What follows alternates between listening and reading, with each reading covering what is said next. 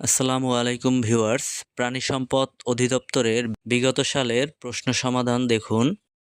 বিভিন্ন অঞ্চলের মুখের ভাষাকে কি বলা হয়? বিভিন্ন অঞ্চলের মুখের ভাষাকে বলা হয় উপভাষা।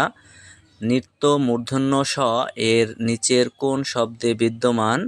নৃত্য মূর্ধন্য ষ এর ব্যবহার আষাঢ় শব্দে। কোন বানানটি শুদ্ধ? সঠিক বানান নিশিথিনী, নয় দীর্ঘী শয় দীর্ঘী। বিভক্তিযুক্ত শব্দ ও ধাতুকে কি বলে? বিভক্তিযুক্ত শব্দ ও ধাতুকে পদ বলা হয়। রাত্রি এর সমর্থক শব্দ কোনটি? রাত্রি এর সমর্থক শব্দ হচ্ছে বারিত। দুঃখিত, রাত্রি এর সমর্থক শব্দ নয় কোনটি? সেটি হচ্ছে বারিত। সৌম্য এর বিপরীত শব্দ কোনটি? সৌম্য এর বিপরীত শব্দ উগ্র। যেসব শব্দের ব্যুৎপত্তিগত অর্থ এবং ব্যবহারিক অর্থ অভিন্ন তাকে কি বলে? তাদেরকে বলা হয় যৌগিক শব্দ।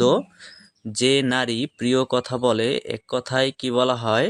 তাকে বলা হয় প্রিয়ংবদা। অন্নপুষ্ট কোন পাখিকে বলা হয়? কোকিল এর আরেকটি প্রতিশব্দ হচ্ছে অন্নপুষ্ট। চকলেট কোন শ্রেণীর শব্দ? চকলেট মেক্সিকান শব্দ। যুক্তবর্ণ কিভাবে গঠিত হয়েছে? এখানে যুক্তবর্ণটি গঠিত হয়েছে জ যোগ ইয়।